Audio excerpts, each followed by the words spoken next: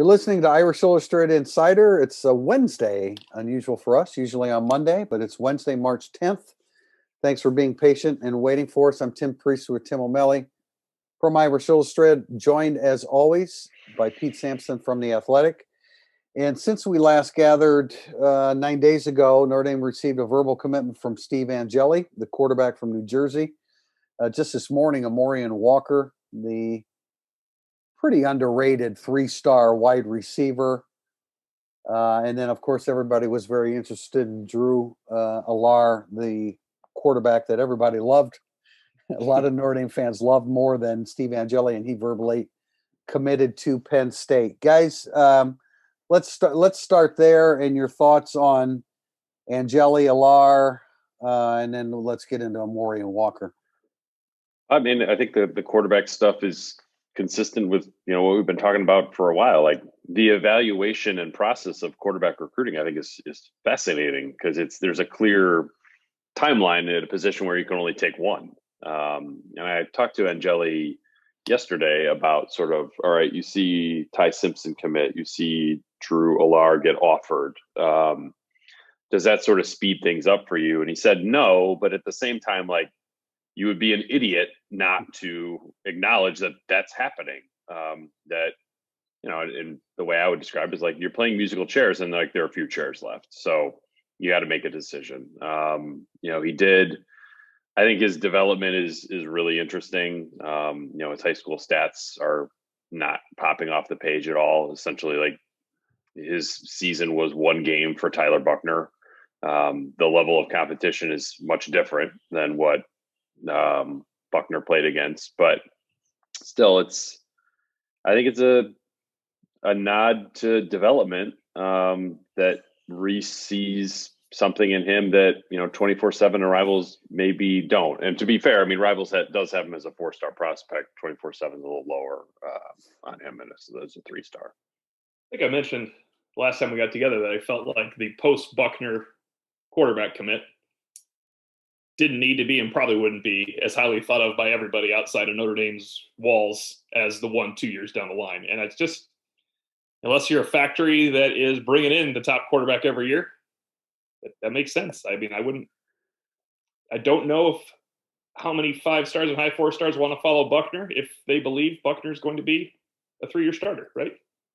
Yeah, there's no doubt. And you face that situation all the time. I don't dislike Steve Angeli. I think 4 stars a little bit extreme right now. I think you would want to see him earn that his senior year per se.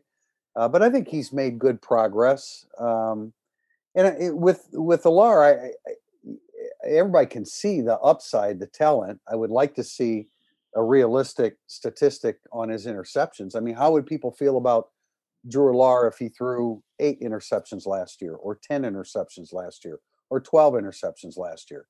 Would we feel differently? Would that mitigate some of the reaction to the spectacular plays that we see on film? Because he is a high floor, spectacular type player who has a lot of upside. So, if you're Penn State, I would be very excited about it. But we don't see accuracy numbers on him, and that leaves me wondering, because if he was completing 59 to 63% of his passes, that information would be readily available. If he was, how many touchdown passes did he have? And he had 4 interceptions. What am I missing here, guys? I don't know. I mean, there's always a reason. Like, we know Steve Angeli threw 6 touchdown passes during his junior season. So, there's no reason that those numbers shouldn't be available, especially for a quarterback. So I don't know. I don't understand that. Why there would be some mystery about Drew Allar. And look, I get the excitement about him, and I understand the reaction of Notre Dame fans, because he is a spectacular player when he makes big plays. I get that, but I don't think that people should be as down on Steve Angeli, because, as O'Malley said, this is, you've been planning for this to be Buckner's game down the road, and Steve Allar is Ian Book, which means, I guess, that he could ultimately end up playing a lot for Notre Dame, but I think there's an overreaction positively for guys, and I think there's an overreaction negatively for guys. And I realize that we feed into that a little bit, but I think that there's a knee-jerk reaction many times evaluating quarterbacks. And evaluating quarterbacks, as any college coach will tell you, is very difficult to do. Yeah, the most important part for me is that we cannot evaluate college quarterbacks or high school quarterbacks as well as college football coaches can, and they aren't great at it because it's really hard to do. Right. That's why I do get the fans' point of view, and I actually feel this way. The high ceiling junior, the super high ceiling junior, I feel like if you're a coach, you want that guy as the one you're going to try to develop. Now, every once in a while, that super high ceiling junior is going to frustrate the living daylights out of you for 3 years. Maybe Andrew Hendricks is an example of this. His arm strength and athleticism was high ceiling. Right. He didn't have the ceiling Alar has, but he had that. He had some tangible traits. Sometimes that doesn't work, and especially it seems like Notre Dame doesn't want that in their quarterback room as much as someone that can process. So let me just clarify. If I had my choice between the two, and nobody's saying the Notre Dame ultimately had their choice, although if they had offered Alar earlier, they might have. If I had my choice between the two, and I tend to be conservative with this, like people were saying, do you want the guy with the highest floor or the highest ceiling? And most people say highest ceiling. A lot of times I would say highest floor. In this case, if you said that I could pick either quarterback, I would take Alar. What about you two guys? Yeah, recruiting is all projection and potential. Yeah. So I think 99 times out of 100, I would go with the guy that I thought had the most potential if I had my choice. But I guess, let me clarify. We're going under the assumption, and I wrote this, and it's my assumption, and most people kind of agreed with it, that Alar has a lower floor than, let's say, agreed. Right, agreed. Lower floor, higher ceiling, and Angeli, again, we're talking hypotheticals, higher floor, lower ceiling. I prefer. I do not care about the floor at all. Neither do I. Neither do I. I want Alar because floor doesn't win in the playoff. Yeah, but it won you 30 games with Ian Book. But I think Ian Book's athleticism is a little underrated when we're comparing people to Ian Book too. He made Ian Book standing back there without that athleticism would not have won 20 games at Notre Dame, much less 30. I think Alar, and not just Alar, guys like that, if his floor is what he ends up being, I replace him with somebody else that's my quarterback that I brought in the year before or the year after is kind of how I look. I mean, let's go back to Ian Book, because it's revisionist history to say Notre Dame was well, let's take this guy because they missed on Jacob Eason, who was a super high ceiling guy.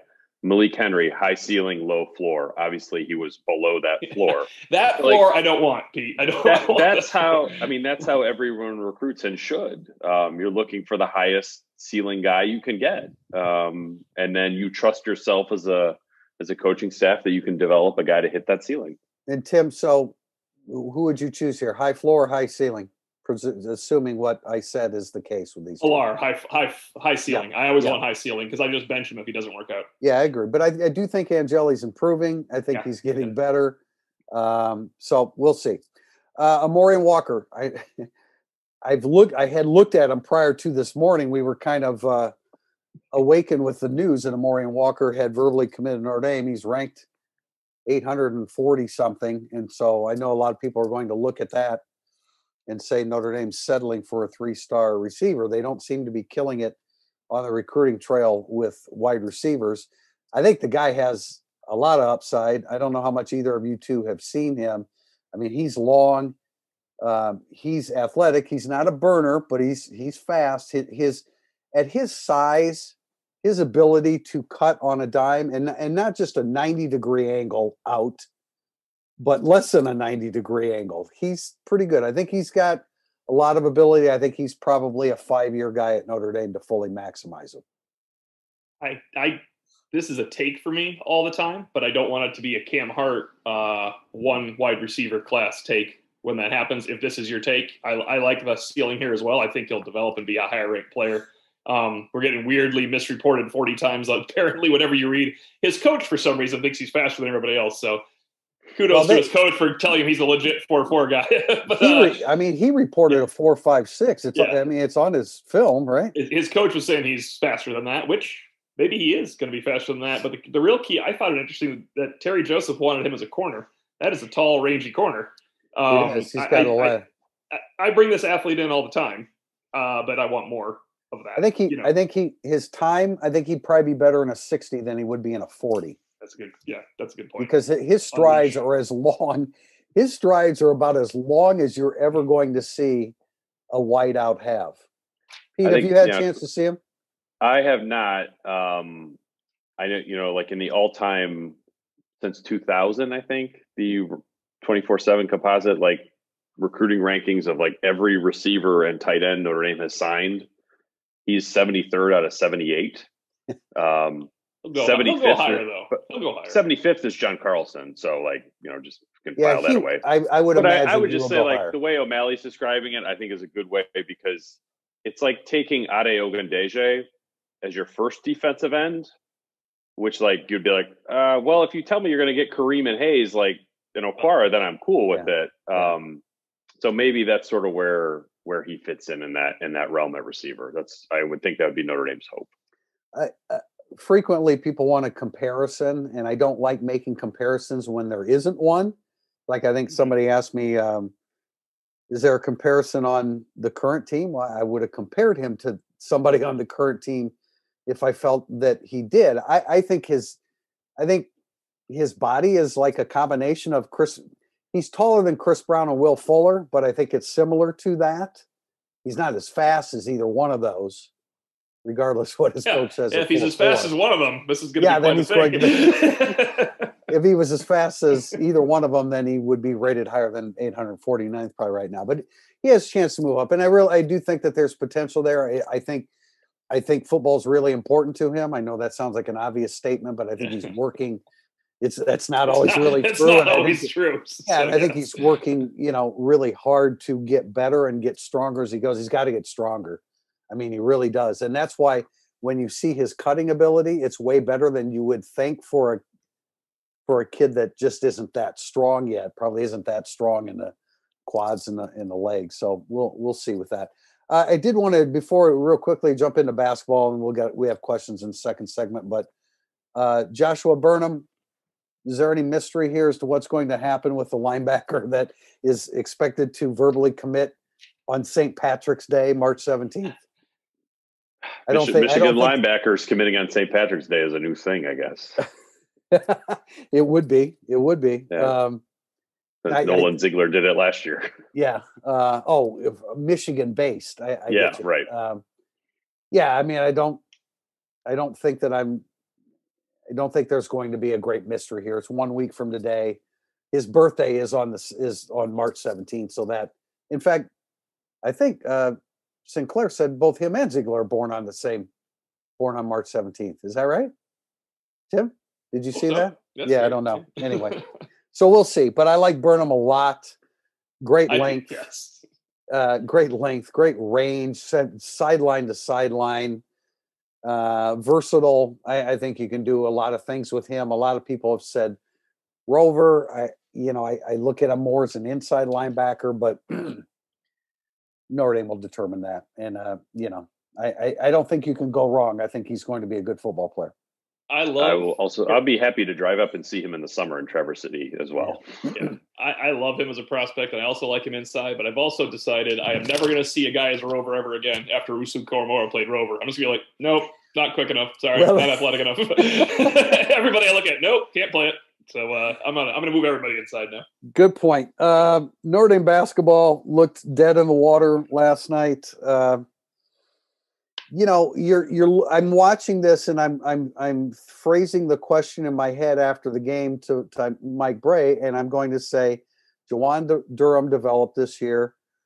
Cormac Ryan's come on really strong. He willed them to victory last night. He did. Right. And Joe, and he was hurt. Jogo, has given you more than you ever anticipated this year. But that junior class around which you were building, are you surprised that it just hasn't been more consistent? Well, Hub comes on strong, and Hub can take over games too. He also can go long stretches without playing well. But Leshevsky didn't show, and Goodwin did some good things again last night. But that junior class is not developing. Well, then then the line of questioning changed last night, and I let you guys handle it since you were on the game report, Tim. But pretty unlikely. That was Cormac Ryan and Jawan Durham's defense down the stretch, because he was defending the basket the last 7 minutes of the game, and Wake Forest couldn't score.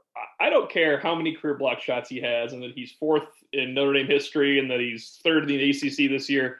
That's the best he's ever played defense, going and blocking shots. Those were legitimate, game-changing, game-saving block shots, not just like he's 7 feet tall with his hand in the air and he happens to block a shot and a half a game. That was – Jawan Durham's playing really good basketball. Really is. If he could just anchor and rebound a little more, it has to make Brey – he probably looks out there and he's like, why doesn't this guy get more rebounds? It's just there's like the second jump isn't there or something. He doesn't quite – 4 or 5 rebounds a game from him isn't that's not enough. He's really a better shot alterer than shot blocker per se, but he was altering a lot of things that were happening in laying down the stretch. And man, that 17-2 run to close it out, that's not what Notre Dame normally does.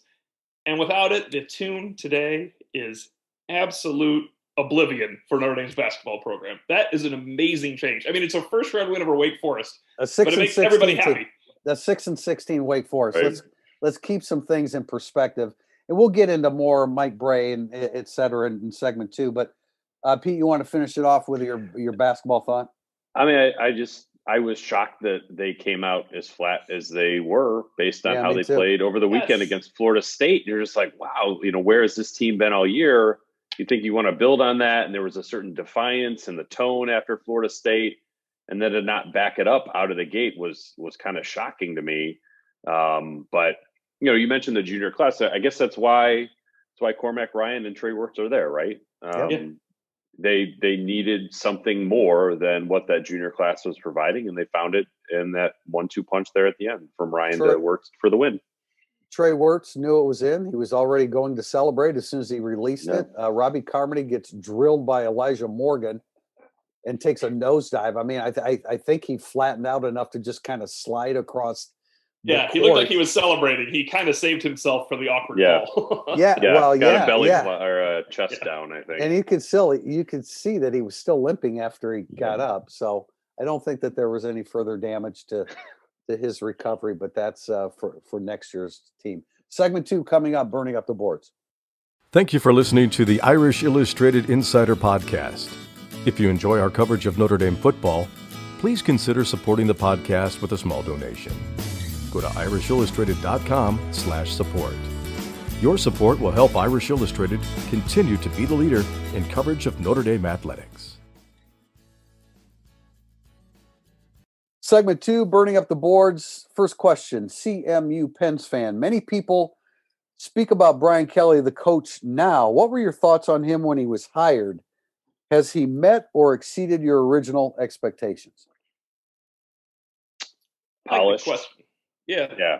Polished was I think my first reaction to him.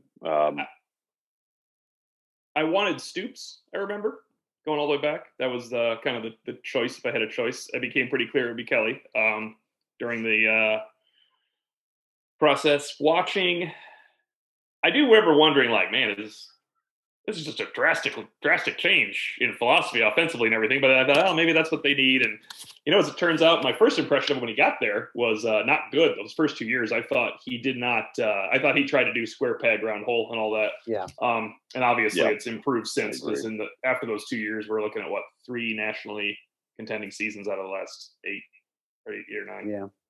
I really wanted them to hire him, especially during the 2 weeks after Irish Illustrated announced that he was going to be the head coach. I do remember that.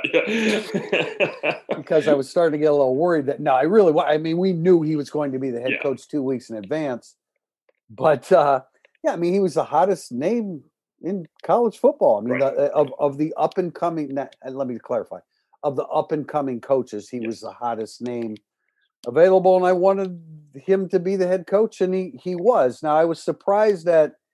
Here's what I was surprised at: 8-5, 8-5, 12-1 wasn't shocking in retrospect because of the talent on that team, but then followed by 9-4, 8-5. That was surprising. Here's a Notre Dame head coach that's gone undefeated in 3 of 11 regular seasons.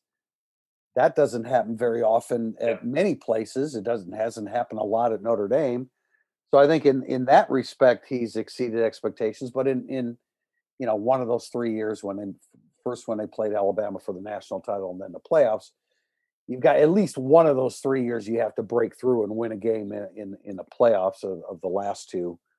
So that's disappointing. But I mean, you look at the overall record and what he's done in the last 4 years. I realize that the postseason hasn't been great, but 43-8 isn't anything to scoff at. Yeah, I think it's easy exceed, like without qualification. Like he's exceeded my expectations, like both in longevity and just success. Longevity has way exceeded our expectations.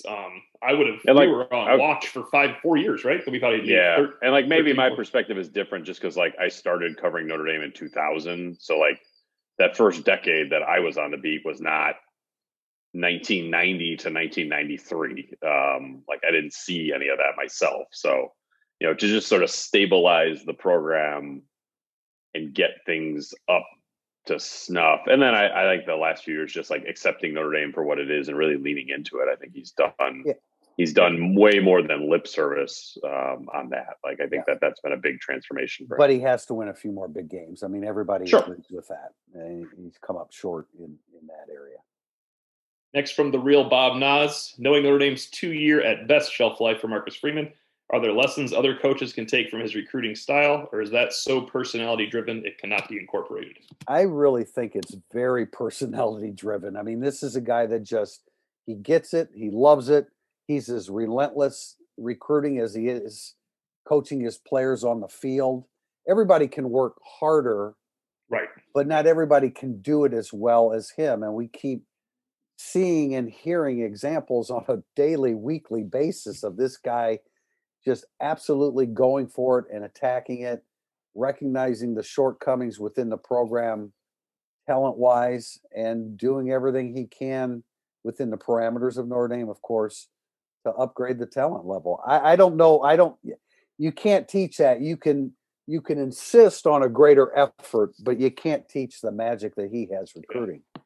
No, I think he's a superstar recruiter. I mean, however you want to describe him as a recruiter, like he's pretty much as good as it gets. And I know that there are people around Notre Dame that are like, hey, let's just sort of see how this goes. Like from a recruiting standpoint, we already know how it's going. Yeah, Swarbrick was one that said, okay, hold on, let's wait. And I as a X's and O's game day, like sure, yeah, of course. Like, but and I know internally in the Goog, there are other people who are like blown away by Marcus Freeman already. And maybe they don't want to like ramp that up I didn't see Kyle Hamilton make 3 interceptions on his first practice kind of day, when Brian Kelly did that a few years ago, but there's no doubt. I mean, this guy's got an absolute home run hire as a recruiter.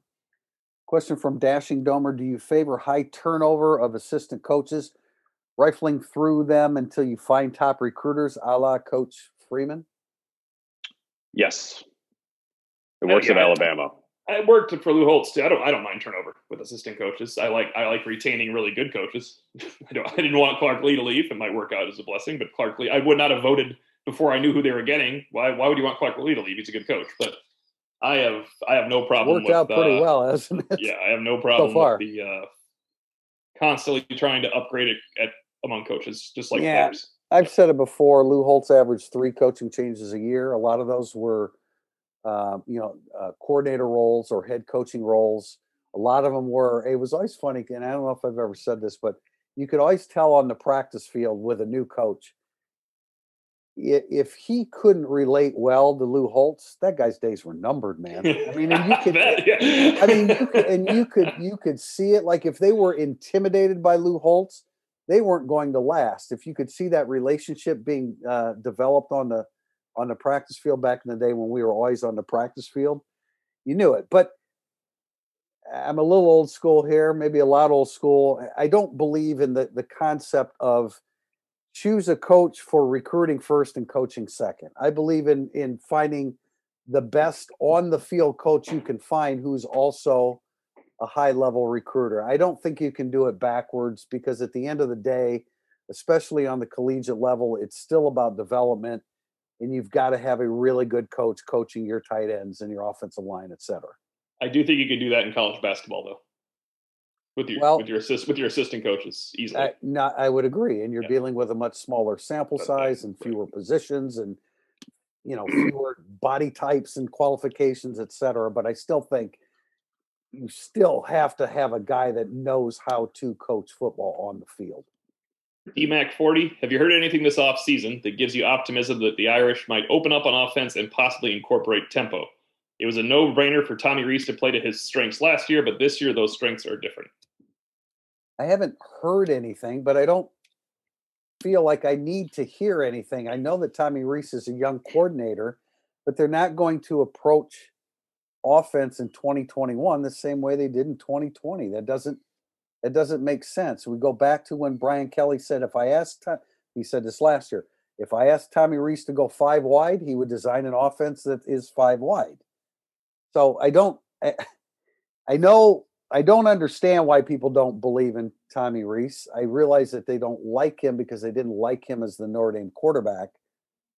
But I still have a lot of confidence that Tommy Rees, who, by the way, had the best third down offense in the 11 seasons under Brian Kelly, he will adapt to the talent he has, because Tommy Rees understands football better than most. That's how he became the quarterback at Notre Dame. Yeah, I have no concerns over this at all. I think that he will adapt and evolve and grow as a coach. I mean, it's also worth keeping in mind, I think, was he 28, 29 years old? Mm-hmm. He's gaining experience on the job right now. He's in a really big sort of growth part of his career. And I think this year he'll have a chance to show it. So how Notre Dame's offense evolves, that story, there's no story there about like if it will, but it's a fascinating story about how it will. So I think that if you're a Notre Dame fan, you should have no hesitation at all to believe that Rees is not going to push the offense in a different direction, because the strengths of the team will change. And I want to give DMAC credit on this. He didn't say we have to go do these things differently than last year. He mentioned that Tommy Rees played to his strengths last year.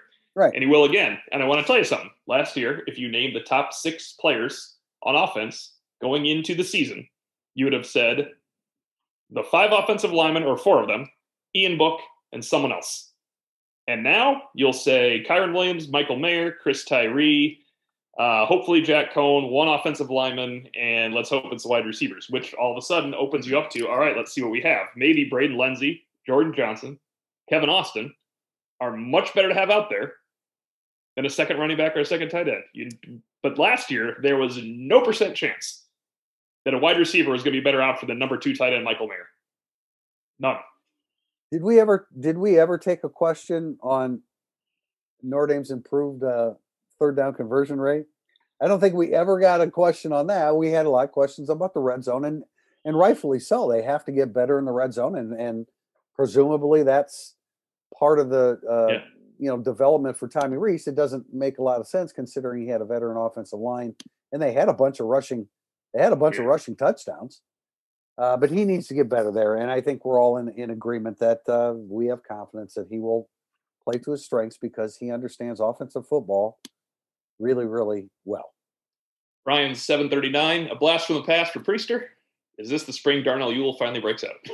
I'll just make the cut. Because I wanted to throw a good laugh in there. We were wrong, right? You were wrong, Tim, about Darnell Ewell. Yeah. I was wrong about Darnell Ewell. Pete, I don't know where you had him rated in the class, but probably higher than 2. Yeah, probably 2. Yeah. I mean, we were flat wrong, but I think after the first practice in Culver, we were not. I think we had some significant concerns. What'd you see that day, Tim?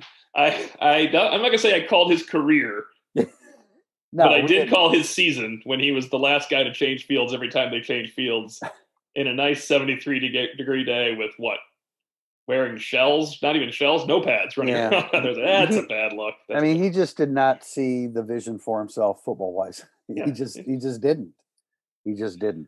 Kay Beasley asked, does winning a game or 2 in the ACC tournament change anything with regards to Mike Brey? His comments post-Florida State sure seemed definitive that he would not voluntarily step down.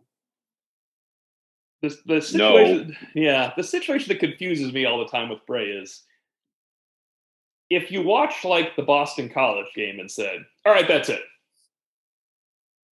Why do you watch?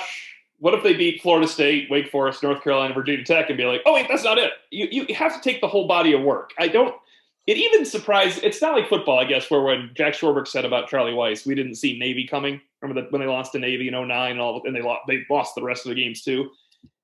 I feel like basing a 21-year career on one game or one run is just misguided. Like, you should know if you want him back for the next couple of years. It shouldn't have anything to do with a last-second shot by Trey Wirtz or if Nate Laszewski hit 7 threes tonight instead of 0, right? Well, it shouldn't have anything to Pete, go ahead. I'm sorry. No, I agree with. I think it's a totally myopic way to look at it. That like because you beat Florida State and Wake Forest, it would change anything. If you made a run to the ACC tournament championship game, okay, like now we're talking. Well, your season's just totally different. It's not right. the same basketball season anymore. But a loss tonight, or even a loss if they win tonight and lose tomorrow, I don't think that moves the needle and shouldn't. Total agreement. Nothing that's happened in the last 5 days should change the way Notre Dame / Jack Swarbrick / Board of Trustees views this situation. I mean, they should not have been 7-11 in the conference this year. Not with your third year invested in this junior class. It just shouldn't be that way, especially with Durham playing better, Jogo playing better, Cormac Ryan making a difference down the stretch. Why are they 7-11 in the ACC? It should not. That should not be the case in a poor ACC. In a once again, like last year, a poor, relatively speaking, to other ACCs. Yeah, I mean a poor ACC. It shouldn't. That okay. First of all, they're not going to get by North Carolina and Virginia Tech. I doubt very much whether they get by North Carolina tonight. The matchup is awful. They're going to get hammered on the boards. It's a 15 3-pointer game. We talked about off the line. I mean, the line's a little surprising, though, isn't it? Yes, that's why I feel like they might. And North Carolina's an incomplete good team. I mean, when they focus, they put it to Duke. They can put it to people. They're an incomplete good team. Would it have anything to do with? Would it have anything to do with the leadership provided by Roy Williams in his 59th year of coaching in college basketball, or whatever it is? For our new listeners, there is a bit of a beef between Tim Priester and Roy Williams' coaching style. Yeah. Just I don't think Roy Williams is aware of it, but yeah, definitely exists. Yeah, I'm sure he would really give a damn. Irish from A1. It seems like a sure thing that Brey returns next year. What changes, if any, do you see him making to the program? New assistants, more grad transfers, new approach? I do not say it's a sure thing. I believe he will. And that's as far as I can go on it. I have people telling me he will not. I have people telling me he will. Mike Brey says he will. Logic dictates he would not because you're crippling your basketball program for the future, although he will probably be a better on-the-court basketball coach for next year than the one you hire, right? I mean, he probably will be. He's a good basketball. I don't know. I mean, the recruiting, I think it hurts the program in the future more than next year because I just think I don't think there'll be much recruiting effort if the end is obvious. Does that make sense? If it's like a ceiling year. I get Irish from A1 saying it seems like a sure thing because that's how Mike Brey's acting. But what do you guys think on the sure thing aspect first before we get to the rest of it? I don't think it's a sure thing. Let me emphasize again, I don't think we've said it today. We've said it recently that his contract runs through the next 4 years. Does that influence how Notre Dame makes a decision? Probably not. If they're determined to make a change. My concern is that if you do make a change after next year, then the new coach coming in does not have a roster with which he can win. Whereas if you make a change now, and there are several good young coaches out there, Wes Miller just won another Southern Conference at UNC Greensboro. Although I don't know for a fact that he's a fit for Notre Dame. I have been told by somebody that knows him that he's a good fit for Notre Dame, but I don't know that for sure. But I don't like the new coach seems like he's going to be hamstrung by a recruiting process and effort that is disjointed at best. I agree with what you're saying, but I think O'Malley's scenario is probably the most likely outcome. That he comes. I'm not sure if he should come back, but he will come back, and then that would be his last season. But I agree with what you're saying. Like, that really sets you back moving forward, because like whether they announce anything or not, it's like that's in the water. Right.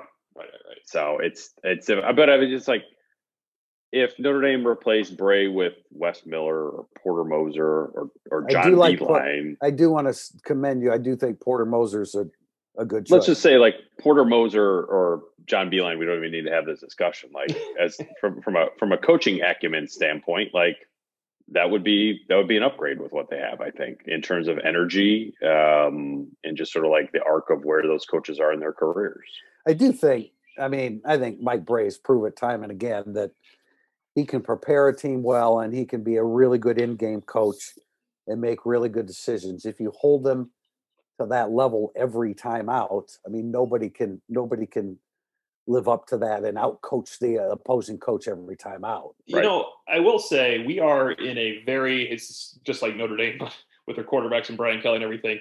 I think if you branch out to Notre Dame fans and the national media, they would find the topic of Mike Brey being fired ludicrous, which is what everybody on the ACC network said yesterday. Right. Luke Hancock, Carlos Boozer, the host, everybody else was like, you guys are absolutely crazy. I tried to talk to some people that, you know, they like Notre Dame basketball, and that's it. They like Notre Dame basketball, and they're like, why would they fire Mike Brey? He did a really good job. But I think we are so into the every element of, well, yeah, but here's what's going on. They're missing these guys. He's not recruiting. I mean, they don't recruit. They're soft. Look, they're there's nothing I would like. Look, there's nothing I would like more than for Mike Brey to like finish his career when I finish my career. Presumably, mine's going to go a little bit longer. I mean, because there's like something you want to tell us. No, I mean from a business standpoint, and that's what we have a business relationship with Brian Kelly, Mike Brey, right? Jeff Jackson to a lesser extent. I've gotten to know Link Jarrett. We didn't talk about Notre Dame baseball. I told you, watch out for them. But anyway, they still got a long road to go. Now there's one conference which I don't think is overrated, or one aspect of the ACC which I don't think is overrated, and that's baseball. Although the standings seem to have been flipped here early in the season, but I digress. We'll see with Mike Brey. I think it could still happen. I think for the long-term benefit of the future of the program, you need to start looking at turning the page. But I hope he has success because he's easy to deal with. We have a business relationship with him, and it's a very good one. Tim, one more thing. I want to give Irish from A1 one answer to this, though. New approach or more grad transfers and new assistants. Here's the deal. He needs a new approach, and that new approach is bring in 3 grad transfers that can challenge. I don't care if he has 11 players on the team next year, that can challenge the Charmin soft approach to defense and rebounding they have. If you know what, if you're developing juniors and sophomores don't get to play because you bring in grad transfers, good, bench them. Well, I would agree with that. I don't know how many grad transfer they need to. Two. Scott Martin, 2 more. Okay, Scott, but I'm not sure that's going to happen. Scott Martin is an inexperienced coach. They need a more experienced coach in that seat. I think that Mike Brey has, to a large extent, coddled this group, and it shows up with their lack of toughness. I understand that he's trying to create a positive environment, but it's gone too far, and this team is too soft too often. One more question regarding basketball from Ever2Excel. I understand the ACC's connection to Greensboro, but wouldn't you like to see the ACC tournament rotate more frequently with metropolitan areas in the ACC footprint? It will never be like the old Big East at Madison Square Garden, but there would definitely be more buzz and fan attraction to the tournament in Washington, D.C., Boston, Charlotte, Atlanta, Miami, etc. I feel, removing the Big East from it because it will never be like the Big East in Madison Square Garden. You're right. And the fan attraction. Should it be? No. However, Greensboro's fan attraction is huge, is dynamic, is the best. I don't want to see it other than traveling to these cities. Nobody would go in Miami. Nobody. Greensboro is Greensboro's one of the awesome. It's one of the best tournament environments I've ever been in. It might be the best. It's awesome. I now the old Big East was crazy in Madison Square Garden, but I mean, Greensboro is awesome. I've only been there twice. It was an absolutely amazing experience. I believe that I could be wrong here, but I think that this year's tournament had been scheduled in DC and they changed it, COVID related type. It would make sense. Yeah. I think you're right because I vaguely remember hearing about that. Now I've been to a tournament in DC, and that's you walked to it, right? You said you just walked right out. That's a really, really great set. Of course, it was like 75 degrees, unseasonably, incredibly beautiful in DC for that. But that's a good setting. Boston, I have no interest in going to Boston in March for a basketball tournament. Miami, they have no interest in having you there in Boston either. Yeah. Greensboro, I think the ACC is different than the Big East. Greensboro is an awesome setting. Charlotte would be fine. I don't know. I think North Carolina is kind of where the ACC tournament should be. I know that's an advantage for the North Carolina teams, but I think Greensboro is to the ACC what Madison Square Garden was to the Big East. Not perfect sync, but there's the tradition there, and it's a draw. And the ACC tournament should be in the state of North Carolina every year. I believe next year's in Brooklyn, and Greensboro set for 2023. Well, if it's in Brooklyn, I want to go cover it and go to Keens because I missed my last trip there with a canceled flight. So that's happening. All right, Jack. Next from GR Irish Fan 22. It's been awfully quiet regarding possible cornerback grad transfers. Should I be getting worried? Pete, let them know when the semester ends. The semester ends in May. Transfers, graduate. Yeah, Pete, I don't know. I don't have a line on anybody. We did not have a line on Nick McLeod last year. No. Little surprised. I guess not surprised he didn't make it to the combine when you have 11 Notre Dame players going. But I don't know. I don't have a line on anybody right now, but we didn't on Nick McLeod last year either. I would imagine at least one, right? At least one. Trevor Spates was after Nick McLeod too. People forget he joined the team last year. Okay. So I don't have a line on the names there either, but I know if Marcus Freeman is recruiting with the level of intensity that he is, monitoring the transfer portal and potential takes that way would be exactly the same thing. Is there a grad transfer corner from Cincinnati? Yeah. That's players over there at corner. Yeah, no doubt. Yeah, a lot of good DBs. Chad Flanagan asks and says, I'll use Litchfield Agevon as my example, but this scenario can be applied to many recruits. Where did we go wrong? He was a high-level 4-star, but it seems he has been looked at as a guy who would never contribute very early on. Was this a misevaluation, or was he recruited as a special teams backup type? Why do we assume he will never develop? There are many examples. I think our assumptions are based upon what we've heard told information that has been passed on to us. Yeah. Go ahead, Tim. That's it. Information's been passed on to us that he's not quite that level of contending college football safety that's going to help you make a playoff team, which is what Notre Dame is. Notre Dame's a second-tier college football program behind 3 superhero college football programs or 3 superstar college football programs, and he's not quite at that level, and he could probably play at other levels. There's plenty of players on the teams. Why does it happen? I got to go with misevaluation, don't you? Yeah, but everybody. That's how recruiting works, right? Everybody. A third of the players in a class don't pan out on average. Right. Don't pan out and they almost never play. So that's, what recruiting is. It's such a macro topic to discuss. When you're talking about 100 players, then it's easier for people to process these discussions than when you're talking about one. Not every 3-star is Tyler Eifert. Not every 4-star is Litchfield Agevon. So it's just guys don't work out. That happens all the time. One of the first things I heard was that just the fundamentals, the movement of defensive backs just did not come naturally to him, staying in a football position, all the things that they drilled day after day after day after day did not come naturally with him right from the very beginning. Now, you can say misevaluation, but as you said, Pete, then everybody has every school has misevaluations. And a lot of times you're filling out class. Okay, we can't do it. We don't think we can get another safety. Right, and he's a fit. Let's be fair. He's an automatic fit at Notre Dame. 100%. He's all-time fit. Exactly. And so, you're looking at your board and saying, man, we're not making much headway with a receiver or a tight end. We're going to have to maybe compromise this cycle and then try to make up for it next cycle. It's an inexact science. It's human beings evaluating human beings and trying to project them on a level that they're not playing at currently. And we have not been officially proven right or wrong yet.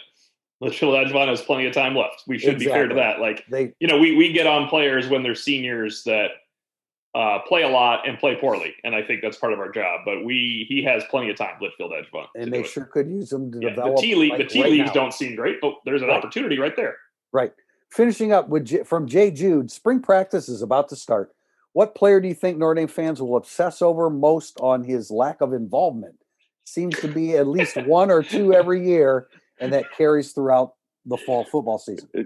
For the sake of variety in the conversation, can we eliminate Jordan Johnson and Tyler Buckner? No, Jordan Johnson's going to have a good spring. He's coming. I don't think you can. Okay. And there's Xavier nobody Watts? out there. No, it's Xavier Watts. Look, guys, Avery Davis is the starting slot receiver. So they have Xavier Watts, Lorenzo Styles, and Lawrence Keys. So my answer is a slot receiver is the guy that people are going to obsess over because they're not all going to be playing first string this year. One of those guys is going to fall behind the other guys. And unless it's Styles, people are going to go, well, it'd be even worse. I don't think it's going to be Styles. I don't either, but let's say it is. That's even worse, even though he's a freshman. They're like, I can't believe he hasn't passed over Xavier Watts, who everybody thought was going to start last year when they were watching spring practice. As soon as Jack Cohn throws a pick or proves he can't stretch the field any better than Ian Book, which could, that could be March 24th if we're allowed in. Well, we won't have any idea. If Jack Cohn can't stretch the field, we may never see another practice again. Did you see this will be in Thursday Thoughts. Did you see Pro Football Focus's evaluation of Jack Cohn? I did not. What did they have to say? Now you're going to have to wait until tomorrow's Thursday Thoughts. Not if it's a Pro Football Focus I think Prince Colley won't be here in the spring, but I think Prince Colley, if the Rover's struggling, people are gonna want to see Prince Colley, Styles, Colsey. Usually it's quarterbacks and receivers, right? Yes. Linebackers. There's too many of them. Linebackers, Niles Morgan. Remember the demand for Niles Morgan to be on the field. He ended up being the third best linebacker when he started. That's great. Yeah.